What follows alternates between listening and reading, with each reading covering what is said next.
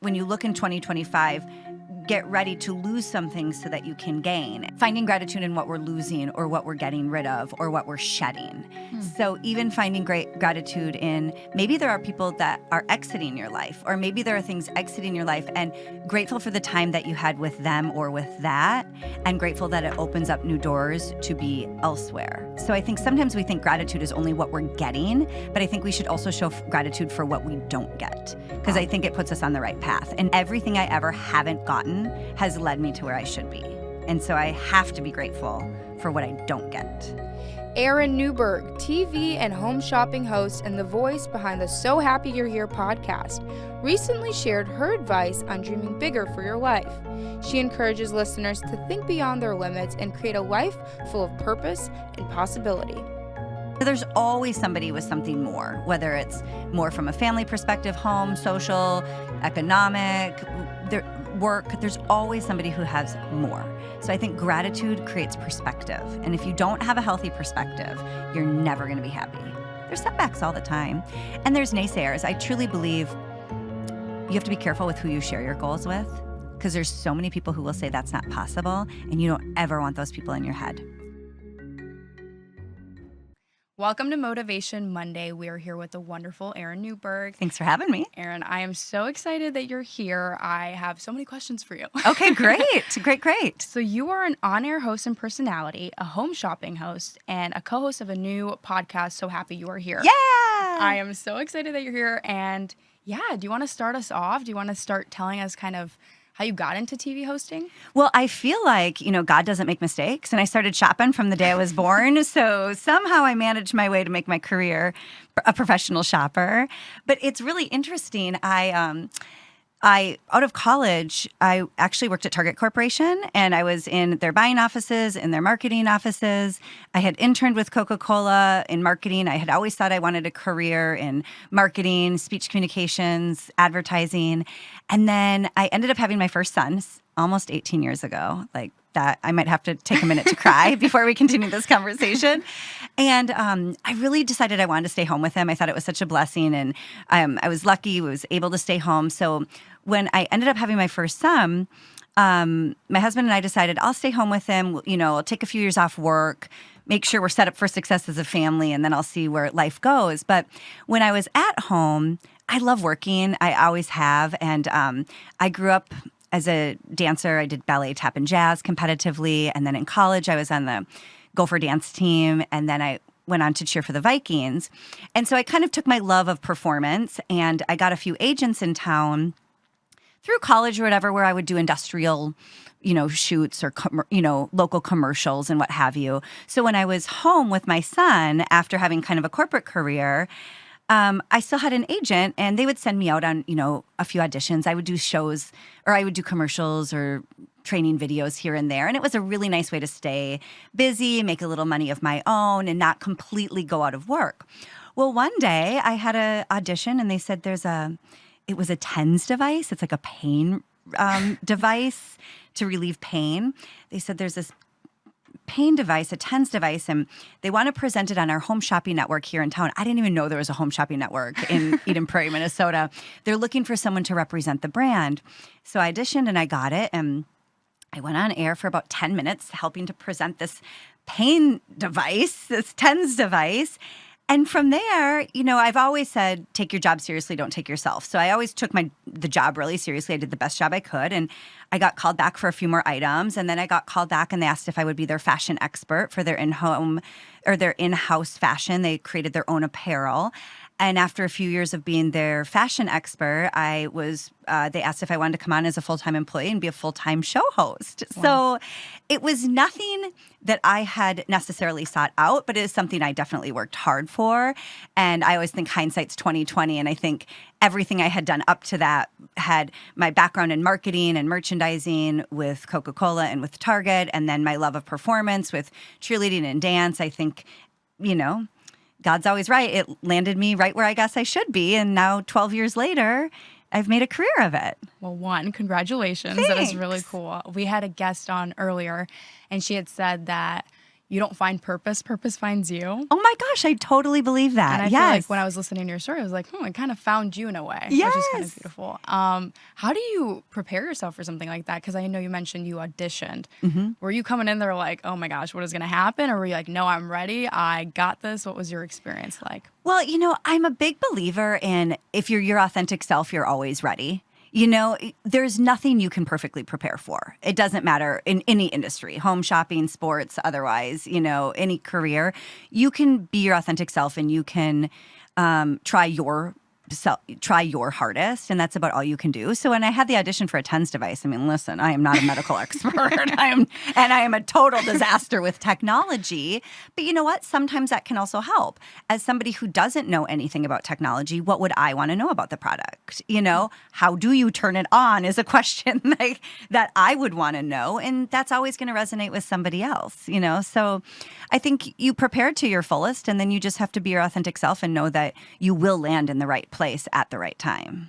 And you said being your authentic self. Well, how does one find their authentic self? How did you find your authentic self on air? That's really hard. I mean, that is really hard. So first and foremost, I think you have to know it. Being on air is always going to be difficult because there are expectations. There are people watching you. I mean, a lot of people get to do their job behind a closed door, but doing your job in front of people, everybody gets to see you struggle. Everybody gets to see you make mistakes. So one of my number one rules that we were talking about earlier is I've never taken myself seriously. I always take my job seriously. You have to be able to laugh at yourself. You have to be able to be honest with yourself, what you are and are not good at. And I think your authentic self comes to life when you really feel good about what you're doing, when you're not always second guessing, when you're not comparing yourselves to others. It's so easy to compare to others, but every time I've compared myself to others, I feel bad about something about myself. And when you just own who you are and what feels best to you and what feels brightest to you, I think that's when you start to, perform in your authentic ways. I mean, for example, there's plenty of hosts who do what I do, and they're very refined and they're very, very elegant. And I would dream to be very refined and elegant, but I'm not. I'm a little bit more loose. I'm a little bit more spontaneous. And there's a place for both of us. It doesn't mean one is right and one is wrong. And so long story longer, I guess, is don't compare yourself to others. Don't take yourself too seriously. And when you find what feels good to you, I think that's when you allow your authentic self to really shine. And Erin, you had mentioned that you've been TV hosting for 12 years now. Yes. Was there a time in that 12 years where you were comparing and not your authentic self? Oh, heck yeah, definitely, for sure. When I first started, there was a woman who went before me, and she, when I first started as guest, she was moving on into a different role. And so they would say, just watch her videos and you'll see kind of the cadence of the presentation, and you'll see kind of your role. It will really help you. Well, it did really help me, but I also found myself doing everything she did, exactly the way she did. And we're two different people. And I don't think there's anything wrong with it. I think eventually, hopefully you're surrounded with people who can help you grow. And I hopefully you give yourself an open mind. Okay, I'm learning my job. I'm probably mimicking her a little bit too much. It's not me, but it is how you get your feet wet. And then somebody says to you, listen, you're doing a great impersonation of her. Now do it your way, Yeah. And I think you do want, hopefully, to be surrounded with leaders and teammates, and even a reminder to yourself, giving yourself permission to do it your own way. And so you can do great. I mean, cover bands do great covering bands, but it's the people who bring authentic, real, individual music that really shoot to superstardom, And so you can't be too hard on yourself either. If you're learning under somebody or if you're learning from somebody, there's always going to be ways that you replicate them. And then once you understand your role better and who you are better, you can really become your authentic self and, present in a way that feels good to you and a way that is authentic to you.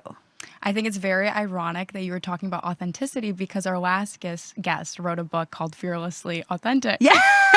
And it's all about being yourself in the TV industry and why that could be tough sometimes. It's so tough. Yeah. And don't get down on yourself if it is hard for you.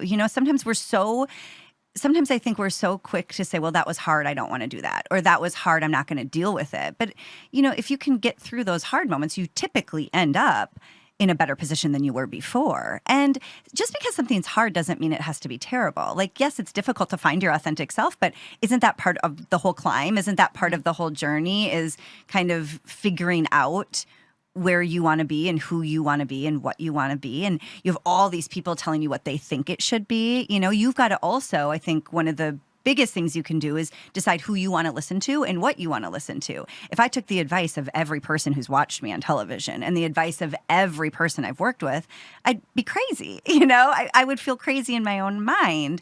But you take their advice, you think about it, and you think, what matters to you? Who do you want to be? What is a priority for you? And then hopefully you find your true voice and your true authentic self. Erin, you were so wise. I don't know. I'm like, this is great. I love the advice.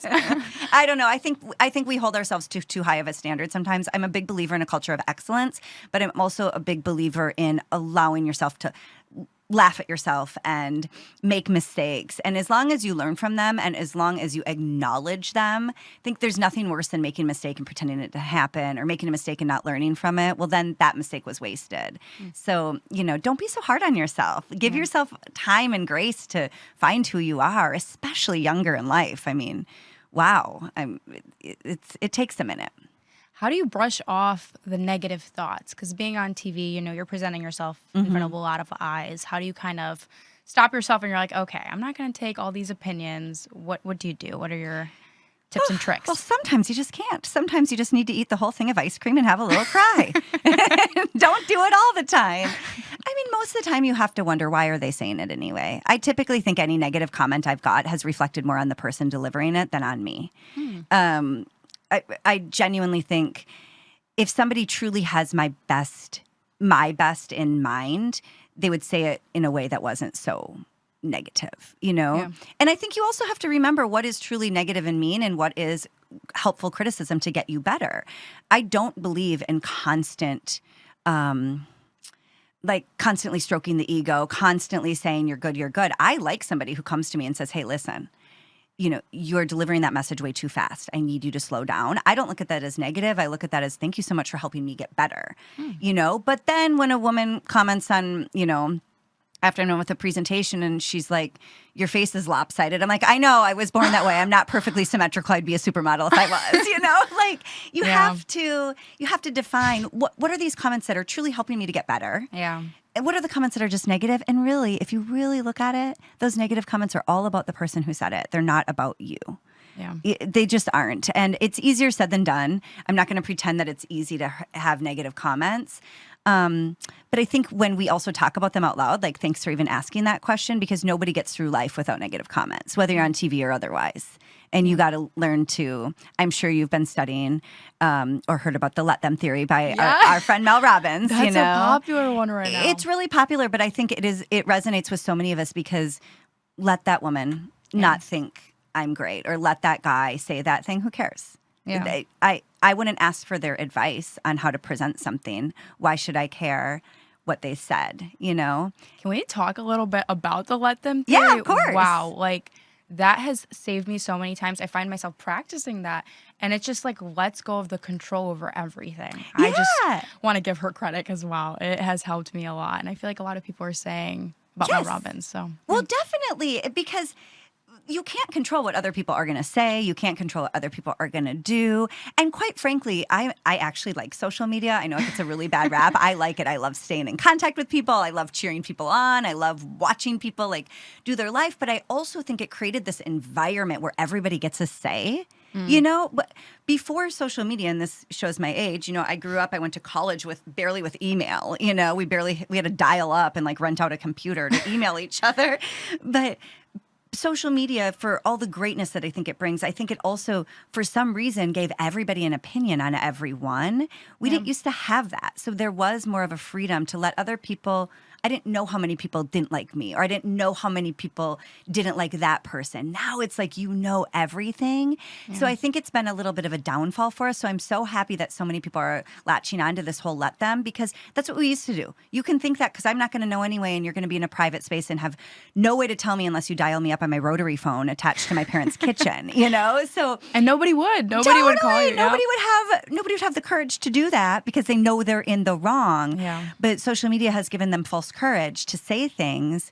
And who cares? Let them, And I know it goes beyond social media for sure, but it gives you a freedom, again, to be who you really are. And if you really think if you took away what other people thought of you, how many times would you have gone for a goal or a dream? How many times did other people's opinions stop you from trying to achieve what you wanted to do?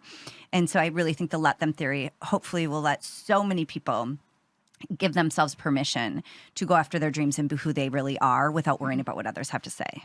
Well, I'd love to talk a little bit more about that, chasing your dream. Did Yes. you always envision yourself on television, even like being on the dance team? Like, that is insane. Very cool, and congratulations on that. Thank you. But it was a very long time ago. I'm called a has-been. Okay, don't expect me to do any of those moves you're seeing now I'm like, on let's TikTok. dance. I would break a hip. But that is cool. And I feel like a lot of people would be like, oh, that can't be me. That's not possible for me. Did you have those limiting beliefs, or did you always know I will achieve all those goals I have?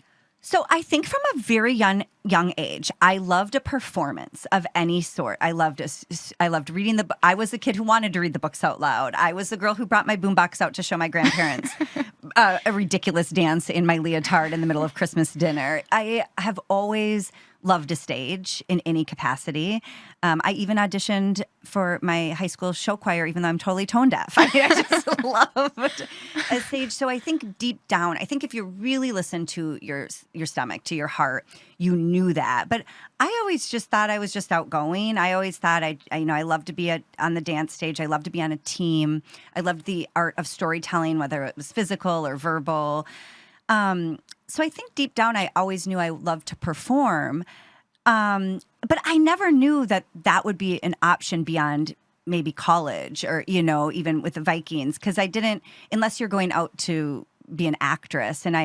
So I don't know that I always knew exactly what it would be, but I always dreamt of the stage. And I didn't know where it would land me. And my parents, God bless them, I grew up in a really small town in Wisconsin, and I had the revert. Where some people have imposter syndrome? Like, they just filled me with so much confidence that I think I had a little bit of delusion in me. That was just, That's a good way. That's a good thing to have. Totally. I do think a lot of people who chase their dreams have a little bit of delusion, and I think it's perfectly healthy. But I feel like they filled me with a lot of confidence. I had this small town where I always dreamt of getting out of it, and I loved being on a stage. And so I think I always just said yes to the next opportunity, and it landed me here. And never in a million years did I think this is where it would land me. But I'm grateful for every step of the way that it took me. And I'm grateful that I said yes. And I'm grateful that my parents literally always just said, you can do anything you want. Like, we believe in you, and never allowed me to doubt myself, because I'm pretty sure I landed in places maybe I even shouldn't have. Like, I was so lucky to land in certain places. And I think, had I been too self-conscious, or had I had those doubts, I maybe wouldn't have tried out. I don't know. I maybe wouldn't have tried it. It's interesting you say that, because I feel like a lot of people, even like my classmates in college, they're very realistic and very, no, like, that's not possible. That's not possible for me. And you say it's delusion, but if you didn't have that delusion, you wouldn't have that motive, Amen, to girl. keep going. And Yes. finding your purpose and finding what you love to do. But why not you? I mean, why not you? Like, I think, I genuinely believe a lot of times and I hate to compare to celebrities, because I don't think we need to aspire to be like an A-list celebrity by any means, but anybody who has Taylor achieved, Swift? Yeah, totally. Anybody who has achieved a goal, maybe you had, whatever it may be, even in your own workplace or whatever. Why wouldn't it be you? The people who have gone before you have had the same doubts, have had the same concerns. I think a lot of times the people who reach their dreams are just the people who stuck to it. I think time sometimes just beats us out. Sometimes people are just like, I'm done working for it. And I think sometimes it's a numbers game. Who's gonna go at it the longest? Who's gonna go for it the longest? But yeah, I tell my kids this all the time. My oldest son, he's a realist.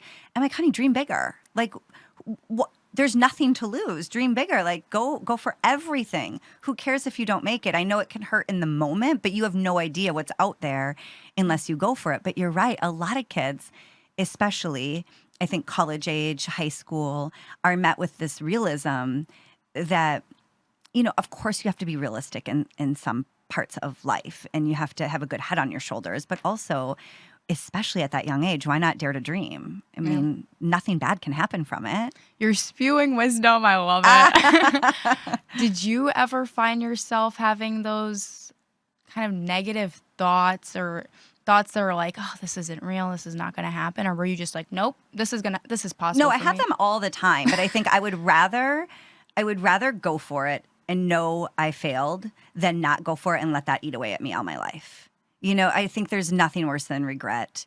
And so I have negative thoughts all the time, but I would rather try to get past those than let them fester there forever, Yeah. When did you have the aha moment? Like, all of this was worth it? Like, all of these... I don't know that I have had it. I don't know. I feel like I didn't even give you credit, but you were recently mentioned in an article as beauty and wellness live shopping host to watch out for in 2025. Oh, thank you. I feel like that would be my aha moment. Thank you. I feel like I'm always looking for what's next, so it doesn't ever feel like there's an end, and that can be a positive and a negative, to be quite honest, because I do think there's something such as toxic productivity. I think sometimes we push and push and push and never stop to really enjoy. So thank you for reminding me to stop and enjoy. I appreciate that. Yeah, that award was a total surprise to me. I think if I have to go back and put a moment on it, when about 2 or 3 years into hosting as a full-time host, I realized, oh my gosh, my job is to talk and shop on television. Like, thank you. So I don't know that it's that I have arrived, but to reach like full gratitude, like to really, I think we always need to be grateful, but to be like, whoa, this is my job. I get to shop. I get to talk on television with great friends and a great team. But I don't know that a true aha moment will ever reach me, because I feel like I'm just programmed to always be looking for what's next. And I don't know if that's good or bad, but that's who I am. I'm the same way. Are you? I'm learning to be more present, but I am always kind of looking ahead like, oh, what's next, which I don't think is a bad thing. I think it's a motive to keep you going and driven. Yeah, I think there's multiple types of people in this world, and I don't like to put anybody in a box, but I've talked about this before on our podcast, actually, is there is nothing wrong with being content with what you have and who you are. And that's where I'm like the toxic productivity. If you're okay, you got your college or you got your high school degree and you've been working in the same job for 30 years and that makes you happy, there shouldn't be any reason you feel this nagging to be, to go on and do more. There's nothing wrong with being content, I don't think. However, for the people who like to always look forward to what's next and want to move forward and are always looking for the next adventure, the next excitement, I love adrenaline, so I love to feel nervous. I love new. That's exciting for me. There's nothing wrong with that either. I think it's when you get in each other's lane and you're trying to tell each other one should slow down or one should speed up. I don't think we should be doing that. I think if you're content and you want to stay where you are, that's great. Let me pass you and don't tell me I can't. Yeah. And the same for me. If I want to pass you and I want to keep, and I'm not saying passing like I'm going to be better than you, but I want to keep going. I want to keep driving down that highway. I want to see what's next. Don't get in that lane and make them move with you. I think we really need to honor that, and we need to identify that. There's nothing wrong with either one of where you want to stay and be content or where you're looking for what's next. And I just happen to be a person who constantly likes to keep the wheels moving. You know, I've just always been like that my whole life. I've never thought, I'm good, I'm seeing. It's just never happened. Yeah. So I feel like that takes a lot of awareness to recognize that there's different kinds of people, and you're like, you know what, you could do that, love that for you, and I'm going to keep doing what I want to do. Yeah, so and mutually respect it out of each other. Yeah, there's nothing wrong with it. That is really cool. And I'd love to learn a little bit more about, I don't know, your personality on air, how that developed over time. You know, you're talking a little bit about comparison. Like, when did that kind of die down? How does that work? Well, I mean, if I'm going to be totally honest, when I first got my first audition for home shopping, and I was with the TENS device, I didn't know anything about home shopping. So again, ignorance can be bliss. I just went out there and I'm like, well, this is what I would do. So I think it helped me because I didn't know at the beginning to be anybody other than myself. And then once I started becoming more of a permanent fixture on air and I started presenting more, I think what means the most to you? What would you want to know about this top? What would you want to know about my jacket? To me, what's really important to me is quality. So I would describe quality first, because to me, that's important when you're buying a jacket. And then I would talk about the trends. And so even just the storytelling there, to me, it's most important quality, and then it's the trends. And that resonates with the right people who are going to watch you, and maybe somebody else would present this jacket in a completely different way. They would start with how their favorite color is pink, and then they would go into, the hardware detail. So I think if you stay true to what matters most to you, you'll find your people. Sometimes it is mutual. I'm out there trying to find my people, but my people will also find me. It is a relationship when you're on air. You're in people's homes, and even though you can't see them, well, they can see you.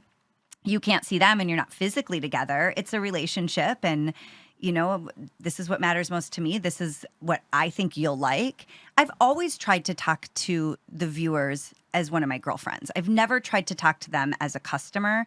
I don't think that works. I think talking to them the way I would talk to my girlfriend helped me figure out what worked, and then you feel their vibes, and you get a response from them, and you know what's working, and you know what works in your relationship with them. I don't know if that answers it, but I don't think there's a perfect formula to finding your authentic self. I think the formula is trying your hardest to be that person, what feels good to you and what resonates with your audience of any sort. And you find that together, I guess. I don't know who had said it. There was such a wonderful quote, and I wish I knew who said it, but it said something along the lines like, Taylor Swift has her community, and then Beyonce has hers, and it's kind of talking about never comparing to anybody else, because your community could be different from somebody else's. And totally, like you said, your viewers love you for your personality, and those are your people, versus somebody else being like, oh no, I like this kind of thing. So I mean, I'm naturally a high energy person. I'm naturally my mom instilled in me the importance of girlfriends, from a really young age. So my girlfriends mean a lot to me. So it's natural that when I would go out there, I'd have a high energy girlfriend vibe. I have beautiful, wonderful, fabulous co-hosts that I work with, and they really want to talk more business, or they want to talk more about the product so that's okay, because then we create space for everybody who wants to shop with us. They can choose who they want to shop with, at different times. Maybe they do like to shop with me for beauty more, but then they like to shop with somebody else for jewelry more, and that's okay. Just like you're saying, Beyonce and Taylor have different... Maybe a bad example. I don't know. Those are the two people that popped into my head. But one of my girlfriends once said to me, she's like, Erin, not everybody's going to like you, and you're not going to be friends with everybody. And that's hard for me to hear, because I genuinely really like people. But it is true. And the earlier that you can accept that, I think the easier it is for you to find your people. My boyfriend's mom had said, she said such a good quote that I still think about. She's like, you shouldn't hope for other people to like you. Do you like you? And I was like, that's a good one. I'm like, well, I like myself. Why should I be worried if other people like me? Yes. And since then, I've stopped overthinking and comparing and being like, do they like me? Do they not like me? I like myself. Okay. Totally. On to the next. It's hard. I mean, I'm not going to say it's easy. It's very hard. But you should like yourself. Find people who like you, find, and if people don't like you, that's okay. Just like the negative comments, it's probably more about them. Yeah. I think I've seen, from what I can tell from our conversation before, you're very bright, very confident. Some people, it might not even be that they don't like you. It might be that that's a little intimidating for them right now in their life. Yeah.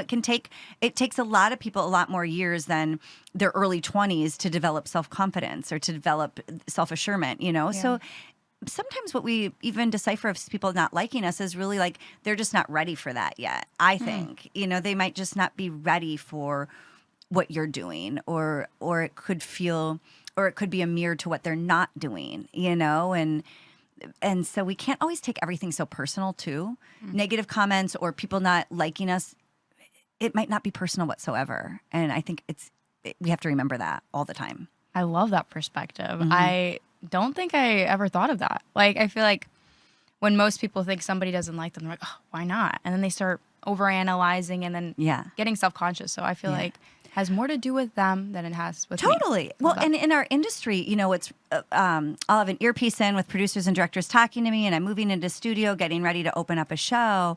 And, there will be models and crew and guests and everything. And I think to myself, in that moment, I don't always have the physical or emotional capacity to greet every single person with a hug and hello and thank you for being here. I got to get out on set, and I got to be focused, and I got to be ready to open up this show because I'm the one doing it.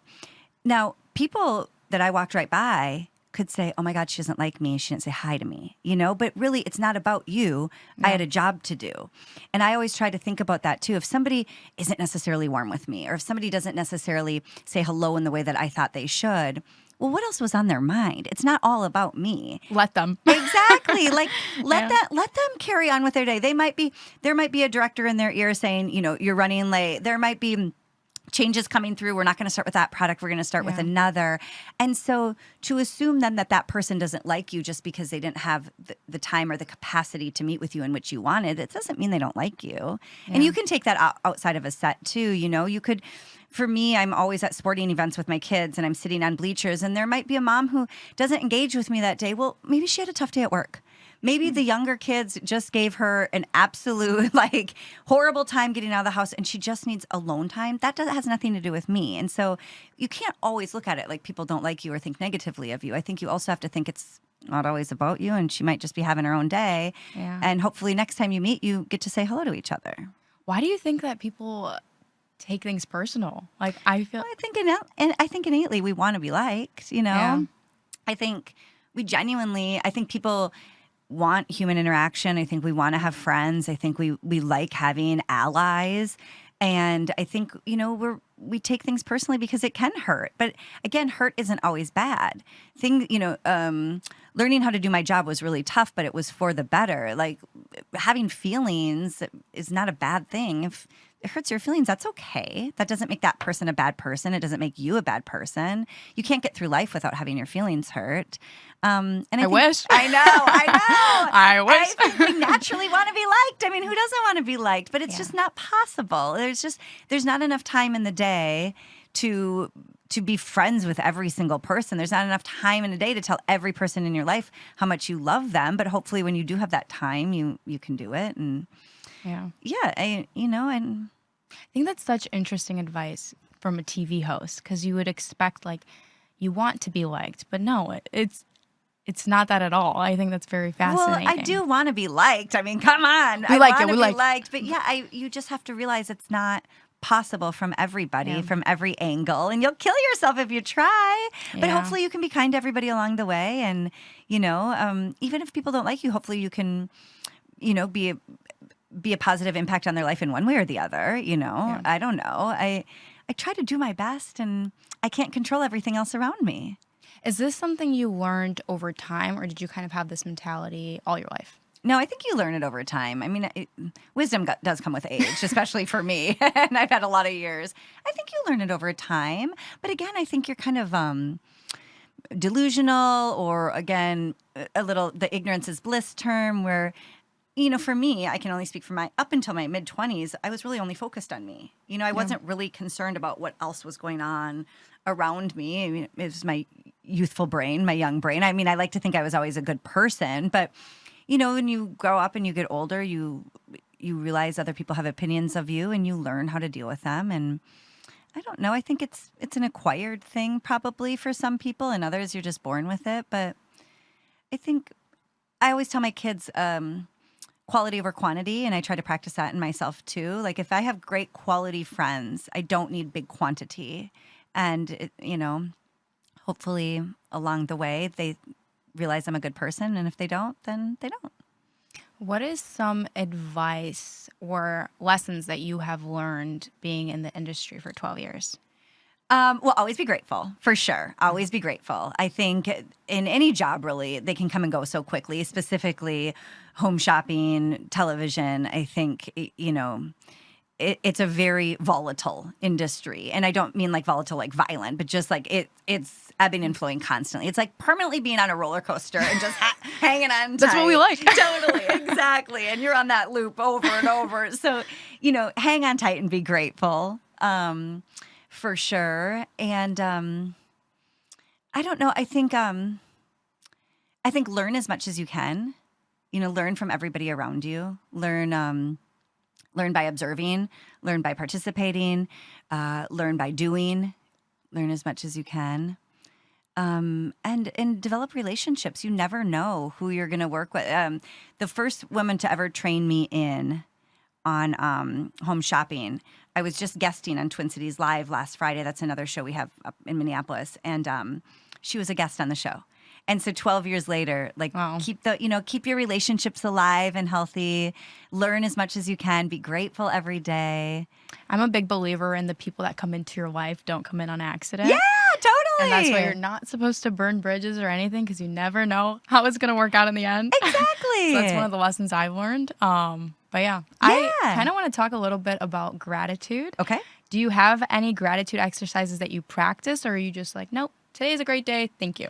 I don't have anything I practice because, truth be told, I can't follow any sort of like regimen. If fair. I say I'm going to be grateful every morning, I'll sleep in and forget it. So I can't.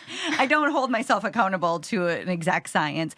I just tend to always be thankful. And not to say.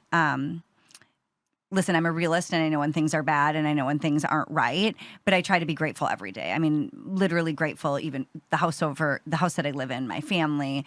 I try to acknowledge my gratitude for others too. I don't have an exact science or practice. I probably should, but it's also why meditation hasn't worked out for me. But no, I try to be grateful for the little things and the big things. And I even try to be grateful. I don't know. I don't really follow a lot of this type of thing, but the Lunar New Year is the year of the snake this year in 2025. Okay. And what the snake represents, from what my friends have told me, because I am not just so you know, I'm not an expert in any of this. This is all hearsay, okay? I'm on the record as hearsay. But my friends were telling me that the year of the snake means like shedding who you once were, like rebirth. You know, the way the snake will always shed its skin and kind of rebirth itself. And they can, you know, rumor has it, like their tail can if you cut it off. Is that true? I have no idea. Anyway, they can like renew themselves constantly. They're a constant state of renewal. And so the year of the snake is like a constant state of renewal. And I'm even grateful for the things. So they're saying when you look in 2025, get ready to lose some things so that you can gain. And I think we should also find gratitude, this long story longer, in finding gratitude in what we're losing or what we're getting rid of or what we're shedding. So even finding great gratitude in, maybe there are people that are exiting your life, or maybe there are things exiting your life, and grateful for the time that you had with them or with that, and grateful that it opens up new doors to be elsewhere. So I think sometimes we think gratitude is only what we're getting, but I think we should also show gratitude for what we don't get, because I think it puts us on the right path. And for me, hindsight being 2020, everything I ever haven't gotten has led me to where I should be. And so I have to be grateful for what I don't get. And I think that's another practice that you can add to your gratitude whenever you do your gratitude. Wow. Gratitude is a reoccurring theme I've noticed on Is this it? podcast. I feel like everybody that's kind of achieved their goal and dream has said gratitude was what did it. Yeah. And I think that's very fascinating. How have you seen gratitude transform your life? Well, I think it puts everything into perspective. Again, back to the comparison thing. If I compared myself to everything I saw online or everybody around me, I would never be happy. You know, there's always somebody with something more, whether it's more from a family perspective, home, social, economic, work. There's always somebody who has more. So I think gratitude creates perspective. And if you don't have a healthy perspective, you're never going to be happy. You know, you gotta have good perspective. If I compared myself to every person who lives around me and all the boats and houses or whatever, that, you know, it would be silly. But I'm so grateful for what I have. And I think it forms a perspective in which I think you can be happier in, so that you're not constantly comparing. I think it helps you with comparison as well. I feel like comparison is coming from a place of lack. Yeah. When you compare, you're like, well, I don't have this and I don't have that. And that only brings you into more frustration and more negative thinking. Totally. So I've actually recently started, I've always been grateful, but I'd say I started practicing like gratitude exercises. Yes. We had Stacy, who's the KYC news anchor here, and she was like, I do gratitude exercises every morning. So she'll put bullet points. Yes. So today I'm grateful for this, this, and this. Wow. My energy shifts completely. It totally does. When I see all the things that I'm grateful for, I'm like, what am I to be upset about? Like, totally. I have this and this. And she goes, if you woke up tomorrow with everything you were grateful for, what would you have? And most people would say nothing, because, you know, you don't really count your blessings. No, that's so true. Yeah. That's so true. And it changes that perspective for the day as well. Yes. And you just said something about lacking, what you're lacking. Comparison shows you what you don't have. I think we also have to always come from a place of abundance. I'm abundantly, blessed. I'm abundantly, because we really are. I mean, I think anybody living around here, no matter what your circumstance is, we have so many blessings. And I think if you always come from a mindset of abundance, you also make the better choice. Because when you come from a mindset of lack, I think then you make scared choices or fearful choices. And that doesn't always lead you to the right place. So yeah, being grateful, coming from a place of abundance, I like that. I wonder, why do you think people start with lack rather than gratitude? When they wake up in the morning, they're like, oh, I'm late for work. I got to do this and this. They're not very aware of all the good. Well, don't you think fear does that to us? I think it's fear. I'm not an expert, but I know anytime I've acted in fear, it's been wrong. Like it's never really gotten me where I should have been or what I should have done. And I think fear takes hold. It's easier to listen to the negative comments. It's easier to be afraid than it is to come from abundance. And, unfortunately, because we compare ourselves to others and because we've been trained in, toxic productivity and toxic positivity, which I also think is an issue, I think you wake up, I'm not enough. I'm not happy enough. I'm not productive enough. What if fear is so much easier to give yourself to. Yeah.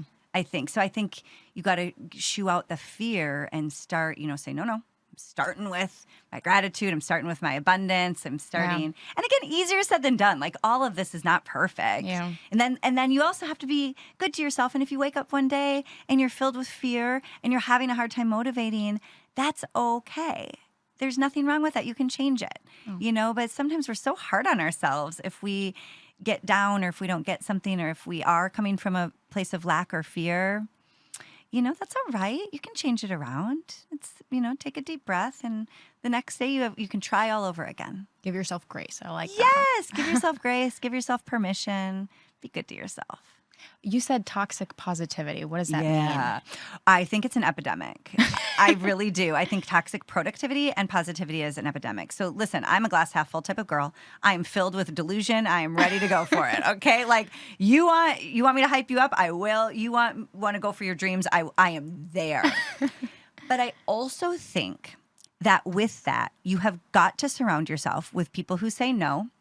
I think you have to surround yourself with people who play devil's advocate, who challenge you. I don't think everything can be, yeah, you're perfect. Oh my gosh, it's too much. And it's too much to keep up with. I think we need to be realists. When something stinks, it stinks. When something's not working out, you have to acknowledge it. And I don't think that's negative. I think it's nicer to be honest with somebody, to challenge them to get better, than it is to simply say you're perfect and not actually help them be better. Does that make sense to you? Yes. Wow. And I think there's we should be more positive. We should be more kind, but not to a toxic level. I think it puts so much pressure. I see this on young moms. I see this on young women where they're happy all the time and they're constantly cheering everybody on and they look perfect and everything looks perfect together and everything's coordinated. That's not real life. And I think that actually makes people feel worse about themselves. I would rather say to somebody like, oh my gosh, my house is a disaster. My kids stink. He won't get in the shower.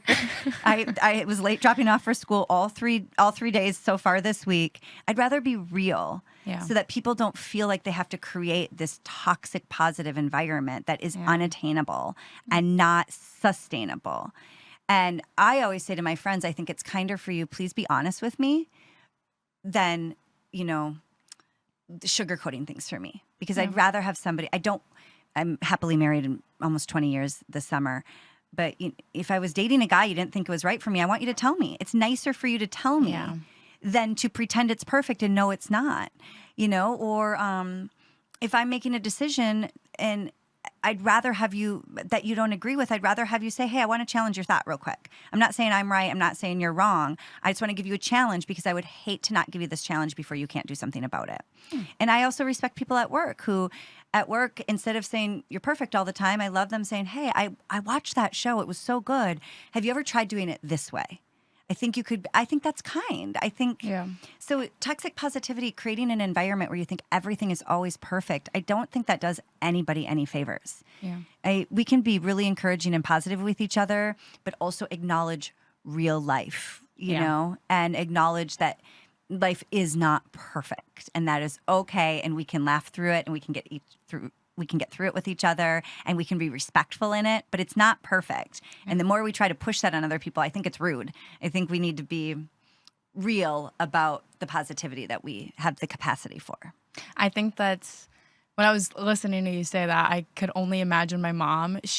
I'm like the dreamer in the family. Yeah, I'm like big goals, like delusional, whatever. Yes. And my mom's like realistic and no, you got to do it this way. And I love her. Like I respect it. But I know if I want a genuine answer of like, does this outfit look good? Yes. Did I do the right thing? Did I do the wrong thing? She will give it to me. Girl, that's exactly it. And I do respect her for it. Yes, if you're dressed in an outfit and it's not cute and your friend doesn't tell you, that is terrible. Terrible. Yeah. Yes, and that's such an easy way to describe it. And maybe she's not always, the dreamer as we are, or the go-getter as we are, but she does serve a really great place in your life. Yes. And just because she wasn't saying, oh my gosh, you look perfect in it, she was actually being kinder to you by saying, this is what I think. And you can have mutual respect around that. Yeah. Well, I got to go talk to my mom after this and let her know that. Let her know to be honest. Yeah. I was like, thank you for that. Yeah. But I have a question for you. So when you were chasing your goal and your dream, did you ever come across any setbacks that made you nearly give up? Oh, totally. I think I've been turned down for almost everything I've ever tried out for. My first time so when I got the job at Shop HQ to represent that TENS device, and then I was a guest, they had asked me, would you be interested in becoming a host? And I said, sure. It sounds amazing. It's a full-time job, and I love this industry. So they said, we're going to audition a few of you. Well, I didn't get that first one. So when they came back 6 months later and said, we have another opening, do you want to go for it? I said, yes. Because life is right on time all the time. Oh, okay. It totally is. And looking back on that, I didn't really miss out on anything. It just wasn't my right time. And so, I could have not made that and said, I'm never going to try out again. They didn't want me. I could have gotten mad, but instead I was like, all right, it's not my right time. That happened to me a lot at Target too. I worked there right out of college, and you'd be open for a promotion and somebody else would get it. And I really loved my job at that time. And I'm thankful for that job, but you go for it again. I think everything has setbacks. I don't know anybody who hasn't had setbacks. And again, it's like that timing thing. Who's going to go for it the longest? Who's going to grind it out the longest? Sometimes it's a numbers game or a time game. And so there's setbacks all the time. And there's naysayers. I truly believe you have to be careful with who you share your goals with, because there's so many people who will say that's not possible. And you don't ever want those people in your head. Yeah. Ever. Again, you want realistic people who you trust to say, okay, go for this goal, but make sure, I want you to be careful of this. I want you to watch out for this, but we fully support you. But you got to be careful about the setbacks of people who are the naysayers and say no. So you got to protect your goals as well. Yeah, that's one thing that I've learned. Have you? Yes, is just I really do respect people that are willing to be like, hey, this is not the right move. But if I trust them and we have that relationship, totally, I'm not going to take advice from somebody that I don't really know. And they're like, no, that's not possible, because I don't know where that's coming from. Like you said, is it kind of a reflection? Is it, resentment? I don't know. So something I've been learning over over my years, but yes. Yeah, that's wonderful. Yeah, because setbacks come not just being turned down. Setbacks come by the people around you. Yeah. So I think you have to be aware of who you're sharing your goals with, and do you trust their advice? Yeah. And is it with your goals in mind? I'm reading this self-help book, and it was saying that success is right after the failure. Yeah. And if you're willing to keep going. It gave an example of this man in the gold mine, and he was digging, and he was like, oh, I can't find the gold. And he basically kind of gave up on that. And then he gave I don't know what it was, but he gave it to a friend of his or some kind of contractor, and he went digging, and he was 3 feet away from the gold. And I don't know if this is true. It was an example, but it's so close. Yeah. It just depends on if you're going to be the person that gives up or not. That's right. And I'm like, maybe that's my life advice. Maybe that's what I got to stick to today. I think you keep going. I also think it's really important to have a sense of humor about it all. I think sometimes we've been taught to be so serious about ourselves. Yeah. Like when you can find the humor sometimes in the fails or in the things that don't work out, I think it makes it easier to keep going. If you fail and things don't work out and you're so bummed and so upset, it's difficult. But if you can find the laughter in it and find the humor, or find the fun in the fail too, I think it's easier to keep going. Awesome. And I do want to talk a little bit about your podcast. I know you started one. How did that come about? Oh my gosh. Well, two ladies who can't stop talking is really how it came to be. So part of the home shopping that I do is every Saturday morning I host this fashion show called Wake Up in Style. And it has been an amazing show. It's created a great community of wonderful women from all across the country. We've actually had some live studio audience events. And it's been amazing. It's presenting fashion for 3 hours, but along the way, we've really become friends with thousands of people, and it's every Saturday morning. There's this great group of women, and there's one other guest host who has been with me this entire time. Her name is Becky, and she's my co-host of the podcast.